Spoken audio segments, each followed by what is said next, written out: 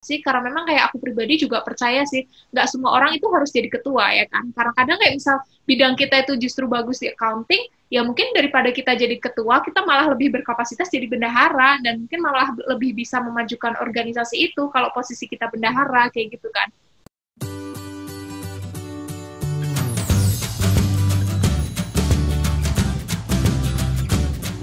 Jadi memang setiap orang ada porsinya masing-masing. Nah, disinilah teman-teman punya kesempatan untuk mendefinisikan di awal. Jadi intinya sih harus konkret gitu ya. Jangan bilang, saya ini bertanggung jawab, saya ini lain-lain, tapi ternyata nggak ada konkretnya seperti itu. Itu untuk poin esai yang pertama tentang leadership dan influence.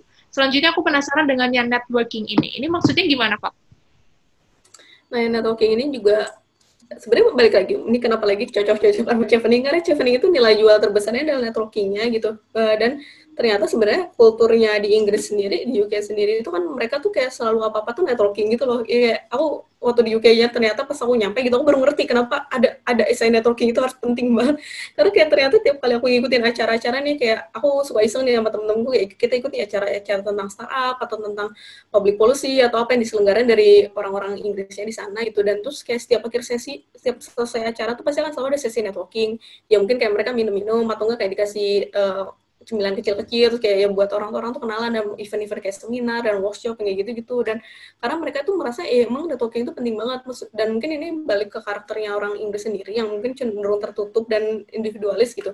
Kalau misalnya mereka nggak melakukan networking kayak gini, gimana mereka mungkin mereka berkembangnya gitu loh ke depannya gitu kan, kayak secara karir, secara gimana, kayak kamu gimana kamu bisa kenal orang-orang yang mungkin jauh sama kamu, yang padahal sebenarnya bisa kayak kalian bisa saling membantu misalnya kayak gitu. Nah makanya sih kalau mereka selalu ada dedicated time buat networking. Nah dan tapi kan nggak semua orang bisa networking gitu, mungkin bisa dibilang kayak gitu. Dan Chevening kan ngerasa sayang loh, kayak kita udah ngasih alumni Chevening network ini yang model main gede, masa kayak kamu nggak bisa manfaatin itu. Nah itu yang sebenarnya diharapkan dari CSA ini gitu. CSA ini simple, kayak demonstrasiin kamu gimana caranya kamu buat networking, dan terutama bagaimana networking kamu ini pernah membantu dalam profesional kamu gitu. Jadi SI juga akan simpel, masih ikutin si metode STAR yang tadi, tapi ya kayak dijelasin kayak selama ini kayak kamu pernah networking tuh gimana, misalkan kayak kamu mungkin sama rekan-rekan kerja atau sama kolega lain, atau mungkin kamu pernah ketemu orang penting atau dalam karir kamu itu, kamu biasanya maintain networking kamu tuh kayak gimana caranya didemonstrasiin, terus kayak gimana plan kamu nanti ketika di UK untuk bisa networking, terus terutama kan sama selain dari cheveningnya, mungkin dari orang luarnya, dari apanya, kayak gitu sih intinya, yang menunjukkan kayak kita ini bisa adaptasi loh sama orang luar, bisa networking, dan ending goalnya adalah ya emang harus yang pada akhirnya akan membantu kehidupan profesional kita gitu. Itu beran, aku bahkan ditanya waktu pas interview gitu kan, salah satunya kayak tentang networking gitu, kayak kamu pernah gitu kayak networking kamu membantu dalam kehidupan kerja kamu gitu, profesional kamu, kayak iya gitu, terus kayak harus ngasih contohnya kayak gitu. Oke. Jadi memang sama kayak yang tadi sebelumnya, intinya harus konkret gitu ya. Harus refleksi ke pengalaman kita selama ini, udah ngapain aja sih yang kaitannya dengan networking itu. Nah, selanjutnya, Fat, kalau yang ketiga, yang tentang study in the UK, itu jadi mirip study plan kah atau gimana ya? Akan mirip sama study plan, cuman mungkin akan lebih detail menurut aku ya. Jadi karena kita harus ngejelasin 3 kampus, tiga pilihan kita ya, entah jurusannya sama, entah kampusnya sama. Nah itu harus jelas gitu. Nah, ini mungkin nanti akan inline juga sama yang essay yang terakhir, yang career plan gitu. Kayak intinya sih kayak kenapa kita mau ngambil jurusan itu gitu. Apa yang motivasi kita, dan kayak sebenarnya background kita apa sih yang mendukung kita buat ngambil jurusan itu gitu. Misalnya kayak backgroundku ekonomi, terus tahu-tahu mau ambil jurusan kedokteran, kan gak nyampe, kayak gimana sih ngejelasinnya gitu kan. Harus bisa yang kayak ya inline sama pengalaman kita, kayak kenapa kita itu. Dan terutama yang mungkin aku highlight itu adalah tentang ini ya, menyelesaikan masalah gitu. Jadi kayak ini prolog yang ketinggalan ya, mungkin kayak chevening ini sebenarnya ada kewajiban harus punya work experience 2 tahun untuk bisa apply, untuk bisa eligible apply, tapi mereka ini sih kayak lumayan fleksibel, karena work experience itu dihitungin dari jumlah jam kerja. Jadi kalau yang pas S1-nya itu pernah magang, pernah part-time, mungkin kayak pernah ngasdos, atau pernah volunteer bahkan gitu, itu bisa banget dihitung buat jam kerja. Dan aku termasuk salah satu yang ngitung hal-hal kayak gitu, karena aku belum cukup sebenarnya, kalau belum 2 tahun kerja full-time gitu, tapi kayak aku pernah macam-macam lah gitu, waktu pas kuliah itu bisa aku totalin masuk ke situ. Nah, salah satu yang mereka highlight dari pentingnya work experience itu adalah kayak ketika udah punya pengalaman kerja dan tahu gitu di bidangnya itu butuh apa gitu. Ini kayak aku di ekonomi pembangunan gitu, di pemerintahan, sektor keuangan, kayak aku pengalamanku ternyata aku nemu kayak masalah yang sering ditemuin di bidangku secara profesional tuh ada yang kayak gini gitu, ada masalahnya kayak gini, dan kayak gimana aku ngisi gap itu dan itu kayak aku ngerasa dari masalah itu kayak aku pengen nyelesain, tapi ternyata aku butuh ilmu apa sih buat aku bisa capable untuk melakukan step itu gitu. Nah itu yang dituangin di si study UK ini, kayak aku pengen belajar jurusan ini karena ini gitu, karena aku lihat ada yang tadi mungkin masalah ini atau apa kayak gitu, dan itu singkatnya terus tapi dijelasin masing-masing, makanya di 3 jurusan ini kayak kenapa tiga pilihan kita kenapa ini, kayak bisa aja boleh sebutin karena ranking, karena dosen, karena kotanya bahkan gitu, atau kayak karena ya kualitas jurusannya kayak gitu, itu disebutin bener-bener tiga-tiganya di list kayak alasannya kenapa, dan tiga-tiganya harus beda. Mungkin kalau udah kehabisan ide sih biasanya akan ngambil angle yang beda, dan ini juga salah satu esai yang lumayan PR karena kita bener-bener harus riset ketiga-tiganya itu, riset buka-bukain website kampusnya, terus penjelasan jurusannya, baca-baca silabusnya gitu. Kalau udah ada bahkan kayak penjelasan masing-masing mata kuliahnya, dilihat-lihat itu yang karena kita harus nunjukin gitu, kita tuh nggak asal-asalan milih tiga pilihan kita ini gitu, 3 pilihan ini kita benar udah riset, nyari sampai sedetail nama dosen lah, silabusnya, terus kayak sampai bisa nyari perbedaannya apa gitu. Dan mungkin kalau tips dari aku, kalau bisa sih mungkin jurusannya akan yang sama ya, atau yang kayak kurang lebih sama gitu yang dipelajarinya, walaupun kayak di kampus-kampus yang berbeda, karena itu kan nunjukin kayak, oh beneran kita tuh pengen memilih jurusan ini gitu, walaupun kampus yang berbeda, walaupun ada juga sih yang lolos dengan jurusan yang berbeda, tapi sebenarnya kayak yang penting end goal itu tetap sama gitu, end goal yang pengen dipelajarinya, karena kan itu kan nyambung ke career plan-nya gitu. Oke, jadi untuk esai yang ini memang kuncinya riset tadi ya, risetnya harus yang mendalam biar kita benar-benar tahu, bisa menuangkan ide dengan baik seperti itu. Kalau untuk yang terakhir nih, yang tentang career path itu gimana, Kak? Yang career plan tadi aku bilang ya, itu kan kayak kita, mereka ini chevening ini mencari orang yang profesional di bidangnya gitu. Ini kata-kata profesional juga penting ya, sama kayak si leader tadi gitu kan.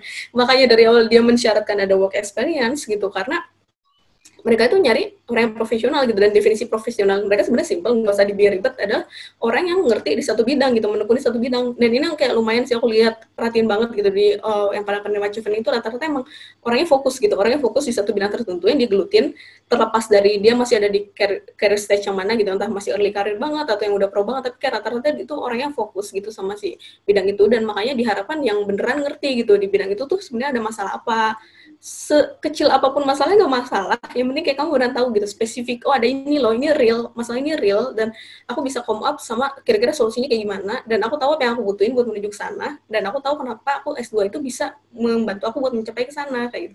Itu yang dijelasin si visi misi itu yang kayak penting banget di career plan itu, yang untuk ngejelasin. Terus career plan ini harus dijelasin kayak goal kita untuk kayak short termnya, medium termnya, long termnya setelah kita pulang dari UK gitu, kayak setelah kita pulang dari UK, setelah selesai S2 kita mau ngapain gitu, dalam short term, dalam berapa tahun kita mau ngapain, terus kayak nanti jangka menengahnya kita mau ngapain, jangka panjangnya harus gimana. Dan ada kunci yang kadang orang suka lupa gitu, jadi kadang hal-hal yang sangat gampang gitu. Di pertanyaan career plan ini udah disebutin jelas, Chevening ini meminta untuk kita merelate plan kita sama apa yang dilakukan pemerintah Inggris di Indonesia, di negara kita gitu.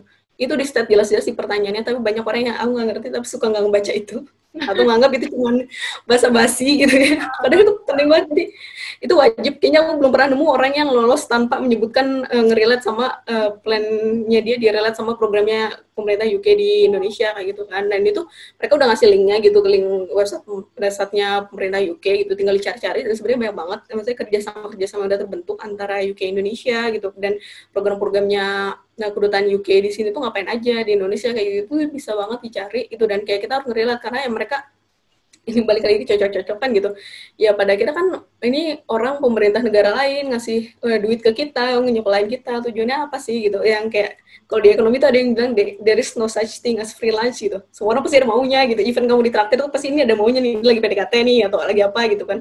Nah itu salah satunya gitu, kayak mereka yang mengharapkan akan bisa memberi beasiswa terhadap orang yang akan jadi future leader di negaranya gitu, yang bisa networking atau mau maintain hubungan yang bagus antara UK dan Indonesia kayak gitu, dan juga bisa memberikan benefit nanti ke mereka-nya. Makanya kayak ya seenggaknya kayak kita harus kebayang gitu, kira-kira kita akan bisa berkolaborasi apa untuk mendukung program pemerintah UK di Indonesia. Cuman ini mungkin nggak usah terlalu dibikin stres, karena sebenarnya program-program UK di Indonesia ini pun kayak maksudnya sangat mendukung kita gitu, bukan hal yang memberatkan, dan bahkan banyak banget yang sifatnya tuh kayak research grant atau enggak donor, kayak mereka pengen ngasih bantuan biaya program apa, asalkan ada yang ngajuin proposalnya kayak gitu. Dan aku sih waktu itu hasil riset waktu itu ada mayoritas kayak rata-rata sifatnya mereka ngasih duit gitu loh, tapi kayak mereka mencari project yang worthwhile untuk dibiayai misalkan kayak gitu, atau lain-lain. Ada juga sih yang kayak banyaknya tentang riset kayak teknologi apa atau ngapain gitu, gitu, mengembangkan apa kayak gitu. Maksudnya itu bukan hal yang memberatkan, menurut aku malah kayak menurut bisa membantu banget gitu. Terutama mungkin yang kayak pengen ngembangin bisnis, atau pengen apa, atau pengen ngembangin penelitian, itu kayak bisa banget malah dijadiin kayak kesempatan juga, oh kita jadi tahu loh ada program-program kayak gini yang dilakukan pemerintah Inggris di Indonesia gitu. Sebenarnya kayak ini kesempatan juga buat mereka berkembang, jadi kayak mereka sekaligus kenalin sih, mengenalin si program ini ada apa aja kayak gitu-gitu, dan kayak kita bisa kok take advantage dari situ juga gitu. Jadi ini sih yang mungkin penting banget, dan gimana kayak karir itu harus dikaitin, jadi kayak tetap kita stick sama visi misi kita, dan kayak kita jadiin si programnya UK Government Indonesia ini sebagai salah satu katalisnya mungkin yang untuk membantunya gitu, dan kita ikut di SI kita. Oke. Jadi memang kalau misal kita udah mengaitkan dengan program UK di Indonesia tuh jadi kayak kita punya alasan tepat gitu loh, punya alasan yang kuat juga kenapa sih mereka harus milih kita seperti itu. Karena memang kita juga bisa support ke program-program mereka, mungkin kayak gitu ya. Dan juga buat esai ini karena memang ada 4 jenis esai dan jumlah katanya itu lumayan banyak, maksimalnya 500, jadi memang kita bisa bahas secara detail gitu ya. Lain dengan beasiswa yang memang esainya cuma 1 atau 2 dan kita harus mencakup banyak hal, itu memang agak ribet gitu. Tapi ya itu hati-hati ketika ngerjain esai buat chevening ini, karena memang kadang malah jadi overlap gitu ya. Harusnya dibahas di sini, di career path, malah nanti overlap sama yang tadi yang tentang studi in the UK, kayak gitu. Jadi teman-teman harus hati-hati nih. Nah selanjutnya Fat, kalau ngomongin masalah wawancara sendiri, itu kira-kira ada tips apa nih Fat, biar bisa memuaskan, tampil prima di depan pewawancara itu? Kalau untuk wawancara sih sebenarnya lebih simpel, karena sebenarnya seleksi terbesar itu benar-benar di SI. Di SI itu mungkin kayak less than 1% ya mungkin yang dipanggil, atau aku lupa ada yang pernah ngitungin, pokoknya kayak angkanya single digit lah, 1-2% mungkin yang dipanggil. Tapi ketika udah masuk wawancara, yang dipanggil itu setauku pernah dengar, entah yang benar atau enggak, saya tuh kayak sekitar 1:2, jadi kayak kesempatan kamu lolos tuh udah 50%, itu udah lumayan gede banget gitu. Dan ini menarik ya, jadi kayak ketika bikin esai aku masih bisa nanya saran ke banyak orang. Ya karena SISBC itu kurang lebih sebenarnya mirip-mirip kayak gitu kan. Tapi ketika interview itu kan harus spesifik ya untuk chevening itu kayak gimana. Dan ini nyari-nyari infonya. Nah ini menariknya, maksudnya kita riset itu dimulai dari sejak kita apply nyari-nyari S2, itu tuh udah dimulai riset, makanya tadi kan gue bilang nyari jurusannya, baca silabusnya kayak gitu. Dan selain riset tuh networking pun kita dimulai dari sejak nyari S2 ini gitu. Kita networking gitu, kita coba-coba cari sesama pendaftar chevening di mana, dan untungnya juga kalau susah nyari di Indonesia bisa cari juga di internasional gitu kan. Dan mereka kan ada juga tuh grup Facebook yang lumayan terkenal kayak untuk aplikan chevening tiap tahunnya di Facebook itu ada banyak banget, membersnya mungkin ada puluhan ribu gitu tiap tahun, dan itu kayak mereka update banget loh, kayak apalagi di negara lain, dan mereka terus kayak semuanya tuh sharing tips gitu loh. Dan aku ngerasa seandainya dulu aku nggak nyari top kayak gini, mungkin aku nggak akan lolos juga, karena itu banyak banget tips-tips yang kayak oh ternyata helpful banget tuh kayak. Dan kadang banyak banget banyak sih, bahkan nggak cuma kadang ada kayak alumni chevening yang kan suruh share tips mereka waktu interview itu kayak gimana, dan kayak gitu. Itu yang lumayan ini. Dan terus kayak dari situ, pokoknya dari grup-grup itu aku nemu ada yang angkatan sebelumku, dia mau sharing kayak gini, kayak bahkan by call gitu loh, kita bareng-bareng, kita via Skype waktu itu belum zaman Zoom, kita Skype, terus dia jelasin bener-bener rinci dari awal sampai akhir dia interview kayak gimana gitu. Dan dari situ juga kayak jadi belajar gitu, maksudnya jadi tahu, dan kayak dibilang kayak ternyata nasihat dia sampai sekarang masih inget banget dan sangat membekas adalah kita diundang interview itu tandanya si interviewer, si chevening itu tuh udah jatuh cinta sama kita. Tapi kayak kita udah jatuh cinta sama orang via chat gitu, kayak ini benar nggak ya orangnya gitu, maksudnya ini benar nggak sih orangnya kayak gini gitu, benar nggak sih orangnya seperti yang kayak selama ini kita interaksi gitu. Dan mereka itu mengundang kita di interview hanya untuk mengkonfirmasi gitu kalau kamu itu adalah benar-benar orang yang mereka tuh udah jatuh cinta sama kamu gitu, benar gitu, ini orang nggak nipu nih, orang yang benar. Dia sebenarnya sifatnya tuh lebih ke verifikasi gitu yang dibilang kan, kayak gitu, tunjukin kalau kamu tuh orangnya sama seperti yang ada di SI kamu gitu. Dan ketika di interview ya cobalah untuk menjelaskan, kan kayak tadi 500 kata kan sebenarnya sedikit juga gitu, maksudnya kita kan pengalaman kita pasti akan jauh lebih dari 500 kata itu kan, kita jelasin hal yang belum kita cover di SI kita yang mungkin kayak peran penting di situ. Dan juga untungnya si chevening ini adalah interviewnya tuh pertanyaannya kan sama tiap tahun, bener-bener kayak, nah bahkan di guru-guru itu ada yang compile gitu pertanyaan dari tahun ke tahun, dan itu mungkin aku bisa bilang mungkin 85-90% itu sama, mungkin yang akan beda tiap tahun mungkin cuma 10% ya, itu nggak signifikan, nggak terlalu signifikan lah, mungkin kayak 1-2 pertanyaan akan berbekas tapi nggak ini. Jadi kayak pertanyaan selalu sama tiap tahun, dan ini mungkin aku bilang lagi cocok-cocokan karena emang karakternya orang Inggris ini mungkin lebih ke arah profesional ya. mereka nggak mau bawa hal personal gitu, jadi mereka benar-benar maksudnya benar-benar pertanyaannya itu adalah terkait essay kita aja, benar-benar terkait 4 tadi itu, leadership, networking, student decay, career plan kita, udah nggak ada hal lain yang akan ditanyain. Bahkan kayak temenku waktu itu ada yang kayak lagi hamil, udah hamil tua di interview gitu, nggak ada nanya-nanya soal kayak nanti gimana kalau kesana ngurusin anaknya gimana, itu nggak ada gitu. Kayak ya udah mereka nggak peduli gitu, kayak simpel kayak yaudah kan kamu dapat daftar beasiswa, kita bukan untuk menjadi sekolah kamu atau apa gitu yang kepo sama kehidupan kamu gitu, kayak kita nggak peduli kehidupan kamu personalnya kayak gimana, yang penting kayak apa yang kamu bring to the table, apa yang kamu putus di desa ini, kita itu yang akan kita pertanyakan gitu. Jadi menurutku kalau tips untuk interview chevening ini lumayan gampang karena udah tahu loh pertanyaannya apa, dan itu kan dari saya kita sendiri juga gitu, jadi kayak kita udah bisa ngeplan gitu loh even sebelum interviewnya, kayak kita mau ngomong apa, kayak kita udah bisa siapin jawabannya. Aku siapin jawabannya, kayak aku tulis poin-poin gitu dari kayak list pertanyaan udah aku kumpulin, aku kira-kira aku bakal jawabnya apa gitu, jadi kayak aku juga gak kaget ketika interview, dan beneran mereka jawabnya, mereka nanya itu kok persis sama gitu lah ya, paling kata-katanya beda tapi intinya sama kayak gitu kan itu. Dan kayak jadinya juga enaknya karena bisa punya waktu buat latihan, untuk latihan speaking. Mungkin kalau orang-orang yang nggak pede, waktu itu kayak aku juga nyari, kayak aku ada temen yang dia bule orang luar gitu, kayak aku coba nanya dia, boleh nggak kayak kamu dengerin dong aku record, aku coba jawab si pertanyaan chevening ini yang aku udah bikin poin-poinnya kayak gimana, itu udah cukup bagus belum, pronunciation-ku udah oke nggak, kayak gitu-gitu. Itu aja kalau untuk di interview. Tapi mungkin uniknya itu adalah ketika interview mereka saking profesionalnya, kita nggak bisa lihat ekspresi mereka kayak apakah kita lolos atau enggak, itu nggak kelihatan di wajah mereka, karena mereka nggak yang bener-bener nunjukin happy lihat kita atau gimana, tapi juga nggak yang nunjukin sebel atau gimana gitu, kayak kita nggak bisa nembak gitu loh. Mereka bener-bener kayak profesional gitu, ramah sih orang-orangnya, tapi kayak yaudah kita nggak bisa inilah. Tapi emang kayak ya mungkin emang sifat orang kayak gitu, jadi kayak kita bener-bener sampai aku nunggu pengumuman lolos itu kayak bener-bener nggak bisa prediksi sebenarnya aku lolos nggak sih kayak gitu. Tapi kayak udah yang penting kayak profesional aja, santai, dan ya ibaratnya kayak selama ini kenalan cuma lewat Tinder atau lewat chat, terus kayak sekarang mau ketemuan aja gitu, kayak ya ini beneran aku kok gitu. Sebenarnya simpel itu kok kalau interview. Oke. Jadi memang tadi balik lagi nih hanya merupakan verifikasi kayak gitu ya. Dan aku juga percaya sih ketika di essay-nya itu kita udah kuat, udah strong gitu, pasti nanti ketika wawancara juga kayak udah tinggal nyampein aja gitu kan ya. Ibarat kita kuliah dulu, kita udah bikin makalah nih. Makalahnya itu berarti essay. Nah, ini tinggal presentasinya aja gitu kan. Jadi ketika ditanyain apa-apa ya, kita udah banyak, kita udah di bank otaknya kita tuh udah ada pengetahuan banyak tentang apa yang mau kita omongin, seperti itu. Terakhir nih, Fat, kalau misal dimintain 3 pesan buat teman-teman yang lagi cari beasiswa, sebenarnya ini beasiswa apapun sehingga harus spesifik ke Chevening, kira-kira dari perjalananmu ini kamu mau ngasih 3 pesan apa, Fat, buat teman-teman ini? Yang pertama, nekat aja. Nekat aja, yang penting jalan dulu aja gitu, kayak nanti hasil atau kayak kita pasti bakal belajar kok, tapi kalau kita nunggu perfect itu nggak akan pernah terjadi. Yang kedua, jangan baper sama kegagalan, kayak dunia ini nggak berputar di antara kita gitu, nggak berputar hanya demi kita aja, atau nggak usah mikir, nggak usah terlalu melebay-lebaykan kegagalan, ya udah itu biasa aja, banyak orang yang mengalami kayak gitu. Nggak usah baper gitu, kayak banyak juga mungkin kalau udah gagal terus kayak nggak mau nyoba lagi, itu kayak ya nggak usah terlalu baper, kayak itu biasa aja kok kayak gitu. Terus kalau yang ketiga mungkin paling penting menurutku adalah itu tadi, cari tahu sebenarnya beasiswa ini nyari orang kayak gimana. Itu sebenarnya mereka tuh udah nge-set jelas di websitenya, di apa-apa mereka kan selalu nge-set gitu, kayak mereka nyari orang kayak gimana, atau enggak kayak kepoinnya alumni rata-rata kayak gimana, kalau mau orang lolos biasanya orang-orang kayak gimana, itu cari tahu banget.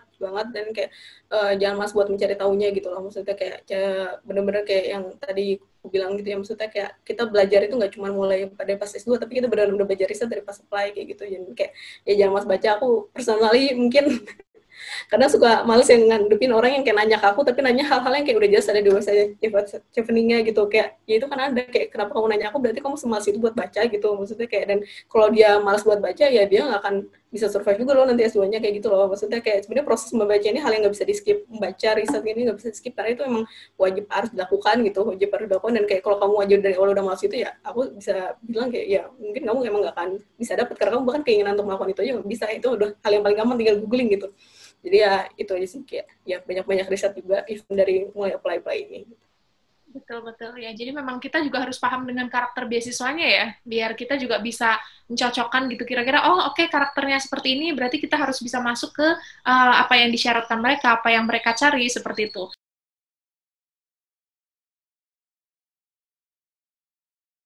Kebetulan kemarin udah sempat buka Q&A di Instagram, jadi teman-teman udah pada tanya tentang Chevening, dan kita akan mulai jawab satu persatu. apakah harus apply uni bersama dengan apply application form? Oh, itu mungkin maksudnya apakah kampus itu bareng dengan daftar ini ya, beasiswanya gitu ya? Pendaftaran kampus itu nggak harus pas daftar chevening-nya. Daftarnya untuk kampus bisa belakangan karena wajibnya itu sebenarnya baru setelah kita udah lolos semua proses seleksi. Itu jadi seleksi akhir di tahap akhir gitu. Jadi kan kita daftar deadline chevening itu di awal November, deadline-nya ditutup. Terus di Februarian itu wawancara, dan di Juni itu baru diumumkan siapa yang conditionally accepted. Conditionalnya adalah dengan syarat mengupload conditional layout dari kampus satunya. Nah, jadi itu sebenarnya bisa paralel aja, kayak kapanpun kalian udah siap buat apply kampusnya itu bisa sambil ngelakuin pendaftaran chevening. Aku sih rekomen kayak ya sambil paralel aja, sambil ngikutin proses seleksinya, sambil daftar ke kampusnya juga.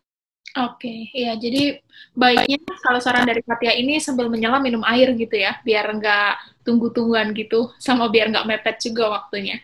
Selanjutnya pertanyaan dari Riza, RTS, Rizards underscore, mengenai peserta harus bekerja setara 2 tahun. Sekiranya peserta itu boleh, atau harus bekerja kantoran? Nah, ini yang cukup menarik dari chevening karena emang syarat work experience 2 tahun ini wajib, tapi juga mereka ngasih fleksibilitas di mana work experience ini sebenarnya dihitungnya dari jam kerja, total jam kerja. Jadi mereka juga udah ngasih sih contoh kalkulatornya gimana kita harus menghitung jam kerja kita. Kayak mereka menghitung pekerjaan ini nggak hanya yang full time yang benar-benar kita anggap resmi, bahkan nggak harus yang dibayar. Jadi kayak pekerjaan apapun, aktivitas mungkin kayak kalau ada yang aktif di organisasi volunteering atau NGO, atau mungkin kayak dia magang atau dia hal lain, atau bahkan yang cukup menarik adalah self-employed pun bisa. Jadi kayak kalian yang punya bisnis, even kayak mungkin kalian merasa itu kayak oh cuman bisnis online shop atau bisnis apa, itu pun bahkan bisa dimasukin dan kalian estimasiin sendiri jam kerja itu berapa banyak. Nah, ya itu udah ini banget, fleksibel banget, dan juga work experience nggak harus berhubungan sama yang studi yang kalian mau daftar. Nggak ada hubungan sama, nggak usah ada hubungan, yang penting kayak kalian punya. Dan juga nggak akan diminta buktinya kalian pernah kerja di situ, itu nggak diminta karena akan terlalu ribet untuk bikin dokumen-dokumennya. Cuman disiap-siapin, mereka udah nge-set di webnya gitu, kayak yang penting kita tidak berbohong, dan ketika misalnya diwawancarakan ditanya tentang pengalaman kerja yang kita tuliskan itu harus bisa menjawab gitu, karena itu di situ mereka mungkin kayak buat screening, ini orang beneran nggak sih kerja di sini kan sebelumnya. Oke, ya. Jadi tadi yang perlu di-highlight itu pekerjaan nggak harus sesuai dengan bidang yang mau kita geluti gitu ya. Dan mungkin sebenarnya dari pekerjaan ini juga dari pihak pewawancaranya tuh pengen tahu kayak tentang leadership kita, kayak gitu mungkin ya, tentang networking yang mungkin bisa di-reflect ke pengalaman kerja. Makanya pengalaman kerja mungkin nggak harus sama banget atau nggak harus mirip dengan bidang yang mau kita geluti. Nah, jadi begitu untuk results. Selanjutnya pertanyaan dari Dego Laugitra, Kak, apakah lulusan Politeknik dengan gelar D4 bisa apply beasiswa chevening? Yang D4 setahu sih bisa ya, kalau misalnya dia dianggapnya setara sama sarjana. Cuman itu kalau mau dipastiin lagi aja di website cheveningnya, tapi setahu harusnya bisa. Nah, selanjutnya ada pertanyaan dari Arif Wahyudi underscore, Kak, ada tips untuk essay leadership dan networking yang bagus nggak gitu? Ini udah kita bahas gitu ya, jadi kalau kalian menyimak dari awal itu udah dibahas lengkap sama Fatia, silakan ditonton lagi kalau perlu. Kita masuk ke pertanyaan berikutnya. Ada juga dari Briliantika, tips menulis essay chevening, itu sama aja kayak tadi udah dibahas. Selanjutnya yang Anissa Haya, ini lebih ke persyaratan univnya sih, Kak. First class under degree itu maksudnya gimana, Kak? Kalau untuk first class under degree, kalau misalnya dicari-cari, itu sebenarnya kayak kurang lebih karena grading sistemnya di UK itu agak beda, jadi mereka mau mensetarakan sama grading sistem yang di mereka standar S1-nya.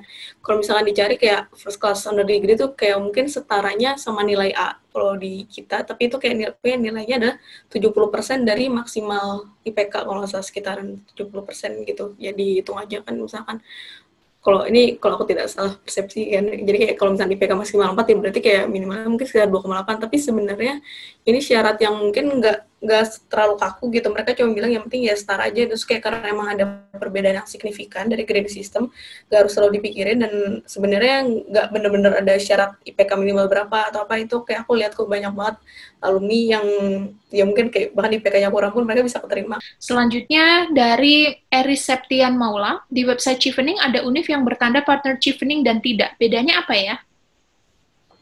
Yang partner chevening ini yang pernah aku share yang sebelumnya, jadi kan ada chevening partner award. Mm-mm. Jadi ada beberapa yang sebagian yang akan dibiayai itu oleh partner, dan ada yang partner chevening ini adalah dari universitasnya sendiri. Jadi kalau misalkan kayak salah satunya itu yang sering jadi partner adalah University of Warwick. Jadi kayak ketika kalian daftar ke Warwick itu kemungkinan besar kalian akan direkomend untuk bisa nggak dapetin yang chevening partner award. Jadi si Warwick itu yang akan membiayai tuition fee kalian, membayarkan tuition fee kalian, dia tuition fee-nya nggak akan dibayar oleh chevening, dan chevening hanya akan memberikan kayak sisanya biaya hidup dan lain-lain, tiket pulang pergi dan kayak gitu. Itu salah satunya. Dan kayak ketika chevening partner award ini, yang chevening partner biasanya mereka akan ada event-event khusus juga, khusus untuk yang penerima yang partner award kayak gini. Dan uniknya lagi biasanya ketika interview biasanya akan langsung diinterview sama orang dari si partner university-nya ini.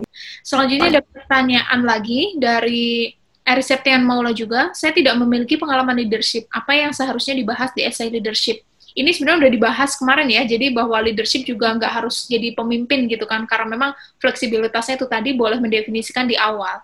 Selanjutnya ada pertanyaan dari Vina Yulvia _ perubahan positif yang dimaksud beasiswa chevening itu yang seperti apa, Kak? Terus upayanya gimana tentang perubahan positif ini? Gimana nih, Pak? Perubahan positif ini maksudnya di esai atau di apanya? Iya, ini katanya perubahan positif yang dimaksud beasiswa chevening. Apakah ada di persyaratan gitu minta untuk perubahan positif atau gimana? Gak ada ya? Mungkin ini sih yang aku nangkep, biasanya mereka sering nyebut-nyebut perubahan positif adalah kayak contohnya mencari orang ya future leader di bidangnya yang akan kembali ke negara kita dan akan membawa positive impact gitu ke kita. Oke. Yang sering ada sih itu ya, kecuali kalau maksudnya positive impact-nya itu perubahan positif yang di esai. Kalau itu mah mungkin kayak lebih ke studi kasus, kira-kira kayak kalian berkembangnya gimana adalah.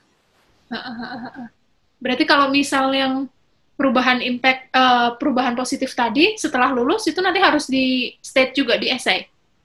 Ya, itu kan sebenarnya ada di career plan ya, banyaknya di career plan. Karena kan yang kayak sempat kita bahas sebelumnya, kayak career plan itu mengidentifikasi masalah, terus kayak setelah kita pulang dari UK, kita tuh mau ngapain di perbaiki masalah itu gitu. Nah, itu mungkin yang kayak itu juga yang diharapkan dibilang positif impact, kayak apapun itu masalahnya, kayak kira-kira kalian bisa berkontribusi apa gitu, sama yang emang kayak kita sendiri yang nulis gitu di career plan kita. Oke. Jadi bisa diintegrasikan ke salah satu esainya itu ya. Selanjutnya ini ada pertanyaan dari Dego Laugitra, apakah beasiswa chevening dipisah dengan pendaftaran universitasnya? Ini tadi udah dijelasin ya, jadi mungkin bisa kita skip ke pertanyaan selanjutnya. Ini mungkin yang terakhir dari Nurul Indah Ramadhani. Hal yang krusial yang disiapin apa aja? Jadi hal krusial apa nih yang perlu disiapin kalau mau daftar chevening? Yang jelas esai. Sangat kan diulang-ulang tentang esai, dan maksudnya esai ini kan nggak hanya tentang menulisnya ya, tapi benar-benar memikirkan kayak konten apa yang bagusnya akan masuk ke esai kalian gitu. Itu yang mungkin sangat krusial karena itu akan text time. Maksudnya nulis esai sendiri mungkin akan cepet ya, karena sebenarnya cuma 500 kata, 500 kali 4 esai gitu, 2000 kata lah totalnya.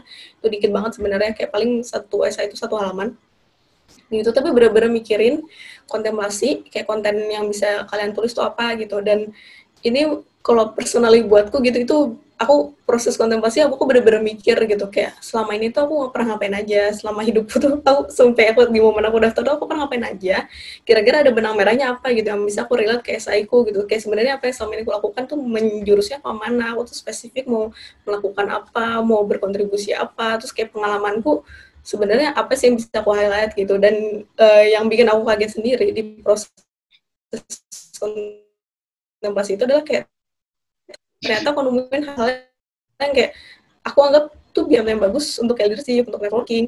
Karena ya kayak kita harus mengevaluasi diri kita nggak hanya dari kacamata kita, tapi kayak dari kacamata orang lain gitu. Dan aku nemu mungkin orang banyak yang cenderung kayak under appreciate dirinya sendiri gitu ya. Mungkin kayak nggak ngeliat kayak, oh aku belum punya achievement apa-apa, kayak gini-gini, ngerasa apa. Tapi sebenarnya di dalam, agak filosofis ya, tapi kayak di dalam hidup pasti kayak ada sesuatu momen yang kayak kamu ngerasa itu mengubah hidup kamu gitu selamanya gitu. Misalkan kayak pernah ngapain, misalnya kayak dulu aku pernah kayak nginitiate kayak panitiaanku gitu, kayak yuk kita cobain ke desa nelayan kayak gitu-gitu, kayak itu sebenarnya simpel banget, hanya ide gitu, tapi ternyata di situ aku nemuin apa, terus kayak oh itu ternyata di momen itu aku nemuin misalkan masalah tengkulak atau apa, terus kayak ternyata itu yang mendefinisikan aku. Setelahnya aku kerja di sektor keuangan, aku fokus mencari model-model lainnya untuk menyelesaikan masalah yang ada di situ. Padahal itu kayak itu kalian bahkan udah aku lupain gitu waktu pas aku mau apply, cuman kayak aku inget-inget untuk pasti oh iya di situ ada gitu kan. Bahkan contoh-contoh leadership yang kayak aku bilang kan aku bingung banget sebenarnya mau nulis apa, tapi kayak aku inget-inget lagi selama tanggung jawabku apa, aku pernah ngapain, bahkan hal-hal yang menurut kita mungkin sepele sebenarnya mungkin gak sesepele itu kalau kita pikirin kayak gitu. Nah ya itu mungkin hal akan paling penting banget karena itu kan jadi kekuatan di esai. Dan mungkin tips satu lagi adalah di esai jangan terlalu fokus sama title, jangan terlalu fokus sama achievement. Aku dari tahun ke tahun mungkin kayak suka ada yang minta nge-reviewin esainya gitu, dan ada banyak porsinya kayak orang-orang yang kayak menurutku hebat banget, dia udah punya achievement banyak banget, tapi dia terlalu fokus sama achievement dia, dan dia nulisin itu di esai, dan jadinya kayak ya percuma orang yang baca esainya tuh nggak bisa tahu dia tuh kayak gimana gitu.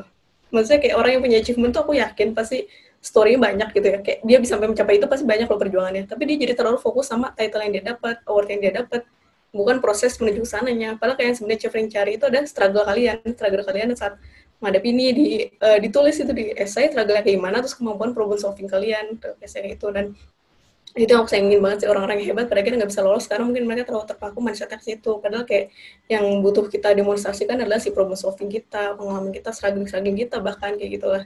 Kayak ya be vulnerable aja lah dalam menulis essay ini, benar-benar pikirin jadi walaupun klise tapi emang jadi diri sendiri, karena kayak kita yang tahu gitu kayak kita pernah ngapain aja dan lain-lain, kayak dan belajar mengapresiasi diri sendiri juga.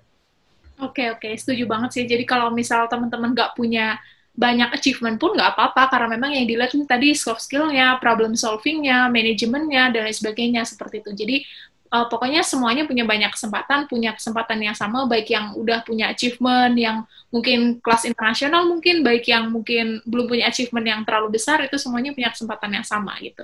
Ini sebenarnya ada beberapa pertanyaan lagi, tapi setelah aku baca-baca tuh sama dengan pertanyaan-pertanyaan sebelumnya yang udah dijawab, juga sama yang udah dibahas sebelumnya, seperti itu. Jadi, aku pikir udah jelas banget dari Fatia, udah jelasin detail banget. Aku pikir juga teman-teman bakal dapat banyak insight, dan mungkin kalau mau tanya lebih lanjut, bisa hubungi kamu via DM nggak, Fat? Iya, boleh. Boleh ya, Instagramnya? Rumi Humaira namanya. Oh ya, Rumi Humaira. Ya, nanti teman-teman silakan kalau mau tanya seputar Chevening, silakan boleh DM Fatia, tapi pastikan kalau tanya udah riset dulu, jangan jangan tanyanya benar-benar kepala kosong, nanti Fatianya bingung. Oke, jadi gitu aja teman-teman. Mudah-mudahan sharing dari Fatia ini bermanfaat. Silakan tadi kalau misal masih ada yang kurang jelas, bisa tulis di kolom komentar atau bisa juga langsung DM ke Fatia. Mudah-mudahan bermanfaat dan sukses selalu buat perjuangan mencari beasiswanya. Sukses selalu juga buat Fatia. Makasih banyak udah mau sharing, Fat. Udah mau jawabin pertanyaan-pertanyaannya. Sama-sama, semoga sukses terus ya. Ya, makasih, Fat. Assalamualaikum. Salam.